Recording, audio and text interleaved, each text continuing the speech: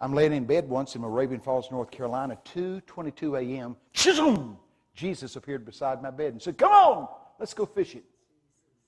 I said, "Lord, this is not a good time to go fishing."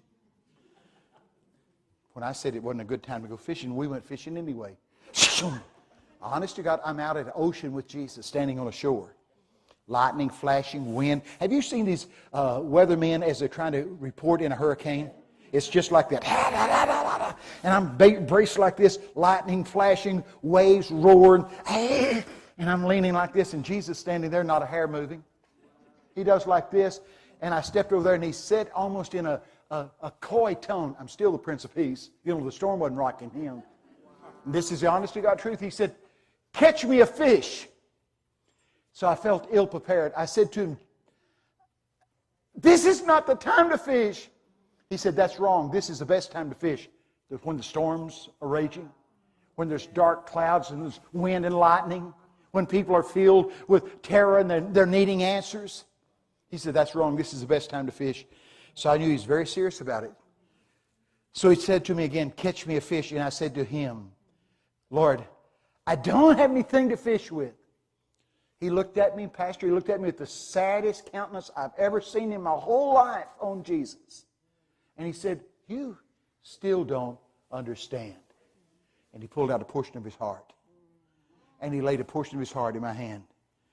And he said, "Cast this upon the water." I'm screaming, "No!" When this portion of his heart landed in my hand, I'm telling you, I knew what it meant where it says, "You're not redeemed with corruptible things such as silver and gold, but with the precious blood of Christ." And the word precious means incalculable. And so I said, "No, Lord, no." He said, "No, cast it." And I cast it like that as hard as I could. I watched it go in there, slow motion, made an arc like that.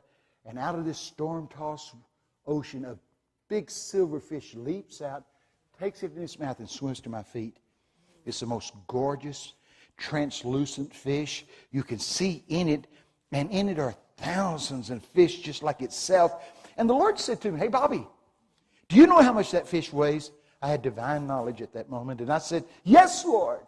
This fish weighs 55 pounds. And he looked with a twinkle in his eye, and he said, "That's right, 55 times 55. And this thing got bigger than this building. And he said, "Pick it up."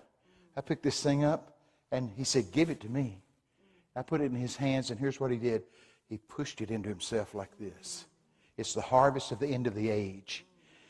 Oh, I'm telling you guys, the storm clouds are here. The lightning's flashing. The waters are troubled. Here's what you and I need tonight. We need the anointing of Isaiah 50, verse 4. "I will give you the tongue of a taught one, and you know how to reply to the people that say, 'How do you make it through these dark, dangerous days?'" Isaiah 50, verse 4. You will receive the tongue of a taught one. I want it, don't you? Say yes.